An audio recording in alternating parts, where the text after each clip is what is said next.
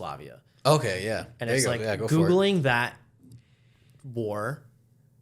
There's no straight answer to like the Bosnian War, right? Yeah. There's no like We were involved in Bosnia. I mean, like we had sent troops into Bosnia.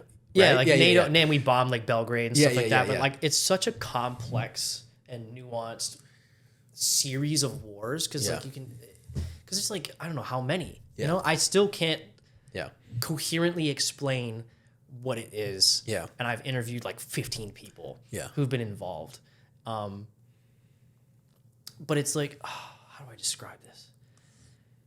I went down a deep rabbit hole, and mostly it was around people living in Sarajevo during the siege. Yeah. And it was, I got a really good talk with this guy who was like a kid during it, and he remembers like artillery coming down and like having to run it. There's this street called Sniper Alley where like Serb snipers would be sitting and they would just shoot everybody. Yeah. You know, like you'd be walking down the street, they just shoot you. Kid, dog, old man, granny, doesn't matter. They would just shoot you. And that's one of those wars that I think it was the longest siege in history. Yeah. Too. Someone's gonna get upset with that. They're gonna be like, well, actually, in in 854, there was a siege in Southeast China. At least in modern history that I'm aware of, it's the longest siege, or maybe it's Lenin or whatever. Yeah. But like the city was just shelled to fuck, and not quite as bad as like Bakhmut is today. Like most of Sarajevo is still like standing at the end of it. But just talking to the soldiers on each side of a past war that is still like they're in their like 40s and 50s. Yeah, the people who are in that war, so they're still pretty young, and like the memories are still very like vivid. Yeah. I spoke to one guy. So this is how like nuanced and like difficult it is to like try to explain this war. I don't even remember which side he was on. Yeah. Because of how similar the stories are and how myriad of other reasons. There's like 10,000 stories around my head. But there's like a trench line, and he was going to do like a recon mission on the trench line, and he like ended up leaving a note for the enemy to being like, we're watching you, something like that. And then the next day he woke up, and then there was a note in front of their trench saying, we're watching you also. Yeah. And it's just like, I was like shit texting before like it was a thing. You know, as it like the Bosnian War, all those like wars and the breakup of Yugoslavia were fucking horrible. You know, it's like for civilians and soldiers, there was like, there's this lady I talked to where her mom had a grenade in the kitchen cabinet. And it was her dad had given them the grenade in case the Serbs took the village, and the grenade was to kill their whole family. Yeah. Because like if the Serbs got a hold of them, like you were better dead. You're better dead. Sort of thing. So that's like the kind of vibe that war was. And they're like concentration camps. Yeah. Like there's pictures of them where it looks like it's a picture from like 1944, but it was like 1993 or 94, something like that. And then the Chechen War is another niche war that I've really invested a lot of time into for interviewing people. That's a really hard community to speak with because there's two groups of people. There's the Chechens, and then there's the Russians.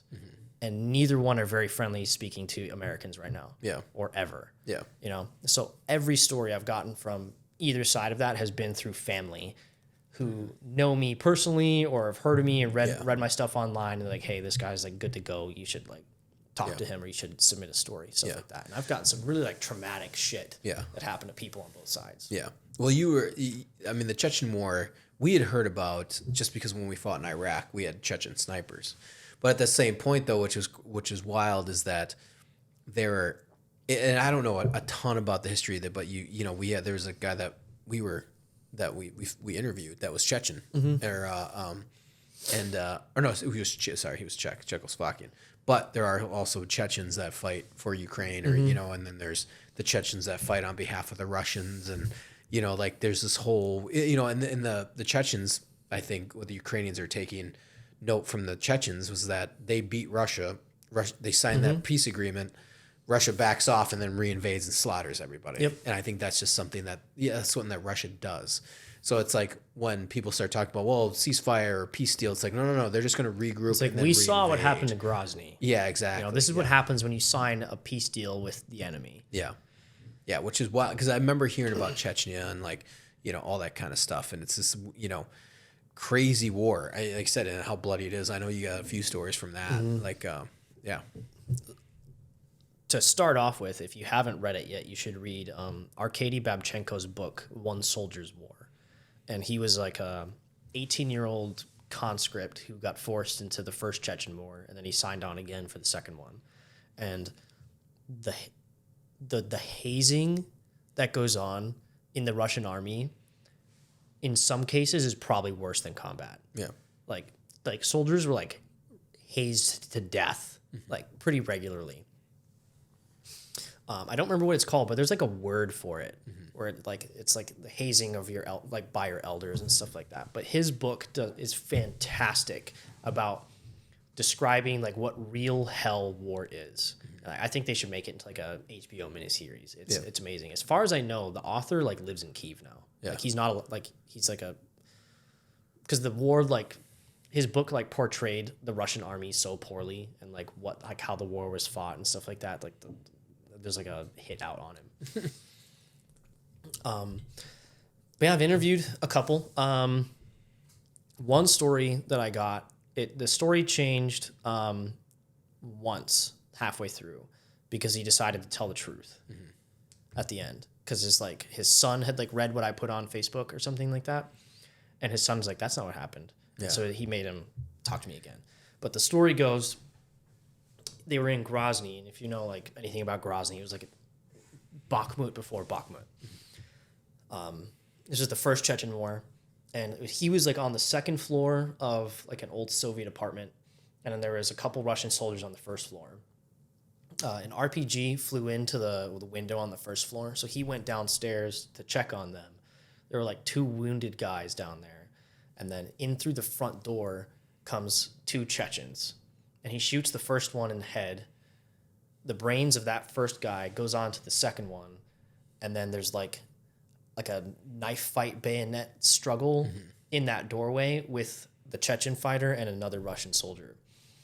So he's still in the stairwell and he's like backing up because he feels like more Chechens are about to come through if 2 already came in. And more came in.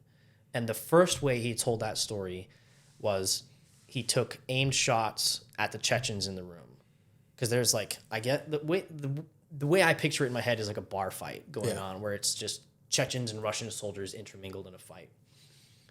The truth of the story is that he panicked and just machine gunned all of them. Yeah. The whole room of people. And this guy felt horrible about that. Yeah. And it's like... Well, yeah. I would imagine so. Yeah. Killed like half a squad of your own guys. Yeah. But like I can understand the perspective of it. And he described like the sound of like a knife going through like a uniform, like how our uniforms are, and like the Russians are, I assume, are pretty similar. But like he described like the sound of a knife like puncturing the uniform and human skin, and then like hitting a bone. Yeah. And the way he described it was like if you laid a tarp over like a leg of ham. Yeah. And stabbed it, he'd be like, that would be the exact same sound. Yeah. And just picturing that story in my head is just so fucked up. Yeah. And that happened regularly. Yeah. There's a story that I like to upload on Instagram every now and then. It's an audio recording of Russians talking on the radio. And it was this like Russian, I don't remember the exact specifics of it, but it was a Russian like battalion commander asking the other like platoon commanders where this BMP went that they sent to like reinforce a position. And then a Chechen answers the radio and he's like, yo, you don't need to worry about them.